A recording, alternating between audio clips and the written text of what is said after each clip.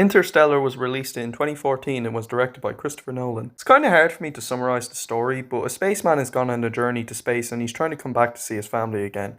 I know that's not the 100% perfect summarization of the story, but it's the best I can do. Similar to The Joker, I was requested to review this film by Marvel Fanboy 2004. He also requested me to review an animated film, which I'll get to on Friday, hopefully. And he also requested me to review the Star Wars movie, so yes, I will be getting to those eventually. It'll take a while as it's quite a lot of requests, and I also got a request from Mitchell Sorinki and Lamba Rock Strikes Back, so I'm, I'm a bit packed with requests. So yes, Interstellar. I watched this film last night. People were telling me that I wasn't, people didn't think I'd be a big fan of it because I wasn't that keen on Inception because it's the same director, Christopher Nolan. And I'll say this, I actually enjoyed Interstellar. Yeah, it's a pretty good film. I don't think it's anything amazing, but we'll get to, my little issues in a moment. But I like the film. I think it's a pretty solid, fun, enjoyable film. Like I said, I don't think it's anything amazing, but I liked it. I like the film. It's enjoyable.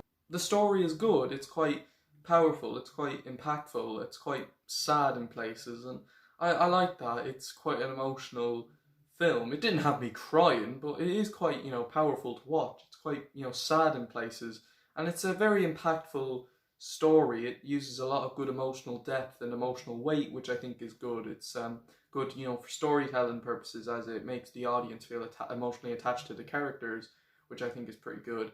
I think what made this film a little better than Inception was I felt the narrative was much more clearer. It was easier for me to follow. So yeah, I just thought Interstellar had a much more clearer narrative and made much more sense than Inception.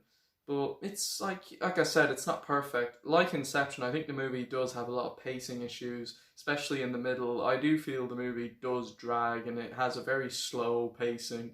And I have to admit, some scenes, like I said, dragged and it felt longer than 2 hours and 49 minutes. It nearly felt like 4 hours for some reason, but maybe I'm a little exaggerating, but it did feel long. It is a very long film. I also got a little lost in places because, spoiler alert, if you haven't seen the movie, a certain character is elderly at the end of it.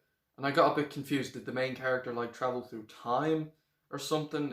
I was a little lost, and the ending, while it made sense, I do think the ending, it's a cliffhanger. I think it's a pretty decent cliffhanger, so it's a nice little ending to the film. I also feel when the main character he's in this time loop or something. He's trapped, and he's looking at all these different timelines, and I was a bit wait, what's going on? See, it was a little hard for me to follow in places, so like Inception, I do think aspects of the story were difficult to follow. But like I said, it was kind of difficult for me to summarize it, but it's not to say it was a bad story. It's a pretty decent, enough storytelling. It's decently told. It's quite impactful. I think the direction by Christopher Nolan is better here than it was in Inception, because it was easy to keep track of. Sure, it got a little confusing in places, but it was much easier for me to keep track of. The acting's pretty good. The acting's really good. I didn't think Topher Grace was in this film, so he was quite great in this. So that surprised me.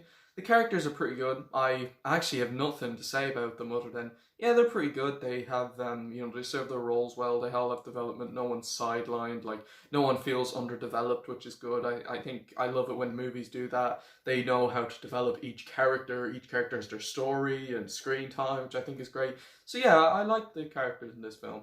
The music is okay. It's nothing groundbreaking, but it's an okay soundtrack at best. But it's it's okay. It's above average, but it's a fine soundtrack. So yeah, I thought it was a pretty good film. Overall, Interstellar is a solid, enjoyable, fun film. It may have some slow pacing issues, but it's still fun to watch.